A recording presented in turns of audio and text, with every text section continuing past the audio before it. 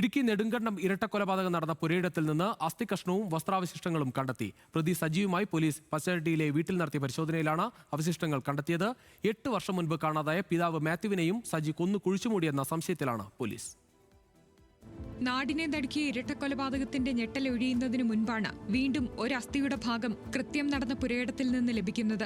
അമ്മ മേരിക്കുട്ടിയെയും സഹോദരൻ റജിയെയും സജി കൊന്നു കുഴിച്ചുമൂടിയ പുരയിടത്തിൽ JCB ഉപയോഗിച്ച് മണ്ണ് നീക്കി നടത്തിയ പരിശോധനയിലാണ് അസ്ഥിയുടെ ഭാഗവും വസ്ത്രാവശിഷ്ടങ്ങളും ലഭിച്ചത്. ശാസ്ത്രീയ പരിശോധനകൾക്ക് ശേഷം മാത്രമേ അസ്ഥി പിതാവ് മാത്യുവിന്റേതാണോ എന്നതിൽ സ്ഥിരീകരണം ലഭിക്കൂ. പിതാവ് മാത്യുവിനെയും സജി തന്നെ അപായപ്പെടുത്തിയതാകാമെന്ന സംശയം കുടുംബം വീണ്ടും ആരോപിച്ചു. പ്രതി സജി ലഹരിക്കടിമയാണെന്നും ബന്ധു പറഞ്ഞു. ഞാൻ ഇങ്ങോട്ട് വരുന്നതിന് മുന്നെയാണല്ലോ സംഭവിച്ചിരിക്കുന്നത്.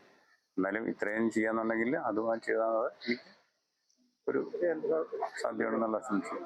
പക്ഷെ അവൻ ശരിക്കും ഹാൻഡ്സം ലഹരി ഉപയോഗിക്കുന്നത് 100% ഉറപ്പാണ്. 2018 മാർച്ച് 3-നാണ് സജിയുടെ പിതാവായ മാത്യുവിനെ കാണാതാകുന്നത്. കട്ടപ്പനയിലേക്ക് പോകുവാണെന്ന് പറഞ്ഞ് വീട്ടിൽ നിന്നിറങ്ങിയ മാത്യുവിനെ പിന്നെ ആരും കണ്ടിട്ടില്ല.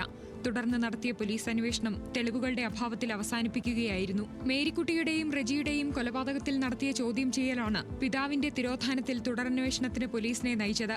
അതേസമയം പിതാവിനെ കാണാതായതിൽ തന്റെ പങ്ക് സംബന്ധിച്ച് സജി ഇതുവരെയും വിവരങ്ങളൊന്നും നൽകിയിട്ടില്ലെന്നാണ് സൂചന. ന്യൂസ് മലയാളം, ഇടുക്കി.